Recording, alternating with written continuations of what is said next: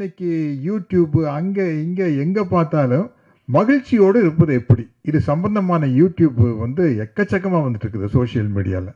அப்போ எல்லாருமே மகிழ்ச்சியை நோக்கி அலையிறாங்க. நான் என்னுடைய தனிப்பட்ட எக்ஸ்பீரியன்ஸில் சொல்கிறேன், நீங்கள் மகிழ்ச்சியோடு இருக்கணும்னா கடவுள் என்ற கற்பனை உட்பட எந்த விதமான மூட நம்பிக்கையும் இல்லாமல் இருந்தால்தான் மகிழ்ச்சியாக இருக்க முடியும். சாஸ்திரம், சடங்கு, சம்பிரதாயம், எந்த பண்பாடு, கலாச்சார நாகரிகம் கூட எனக்கு உடன்பாடு இல்லைங்க. இன்னும் மனுஷனை கொண்டுகிட்டு இருக்கிறான். பாலஸ்தீனத்து மேலே குண்டு போட்டிருக்கிறேன். இன்னும் பண்பாடு, கலாச்சார நாகரிகம் எல்லாம் வளர்ந்துருச்சா?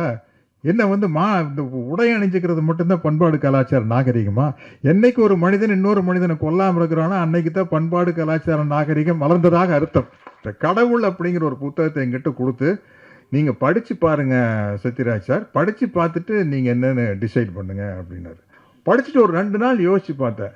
யோசித்து பார்த்தோன்னே சுத்தமாக கடவுள் நம்பிக்கை போயிடுச்சுங்க. இந்த கடவுள் நம்பிக்கை போயிருச்சுன்னு பேசையில் வந்து நம்ம ஏதோ குறிப்பிட்ட மரத்தை பற்றி சொல்கிறதா எல்லாரும் நினச்சிக்கிறாங்க. இப்போ கூட ரீசெண்டாக என் மேலே அப்படி ஒரு சில பேர் ஃபீல் பண்ணுறாங்க.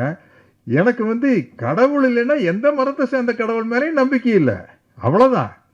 அது மாதிரி வந்து இந்த குறிப்பிட்ட மரத்தை சேர்ந்த கடவுள் அப்படியெல்லாம் கிடையாது. எந்த கடவுள் மேலேயும் எனக்கு நம்பிக்கை இல்லை. இப்போ இதுலேருந்து வெளியே வந்தோடனே வாழ்க்கை வந்து ரொம்ப இலகுவாக இருக்குது. அதுதான் வந்து தோழர் விடுதலை ராஜேந்திரன் அவர்கள் சொன்னாங்க. எந்த கன்ஃபியூஷனுமே இல்லை. நல்ல நாள், கெட்ட நாள், ராகால, யமகண்டா, அஷ்டமி, நவமி, நோன்பு, குட் ஃப்ரைடே, பேட் ஃப்ரைடே, 13ஆம் நம்பர், 8ஆம் நம்பர், இது எதுவுமே இல்லைங்க. அது மாதிரி லைஃப் ரொம்ப ஃப்ரீயாக இருக்கிறதுக்கு காரணமே வந்து நான் வந்து பெரியாரின் தொண்டனாக இருப்பதால் தான். ஆகையினால் வந்து நீ வந்து கடவுள்கிட்ட வேண்டிக்கிறது எப்படின்னா, ஒரு வார்த்தை இடையில போடுவோம், எப்படியாவது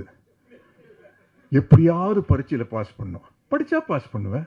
எப்படியாவது வியாபாரத்தில் லாபம் வரணும், நல்லபடியாக கவனிச்சினா லாபம் வரும். எப்படியாச்சும் என் படம் ஓடணும்.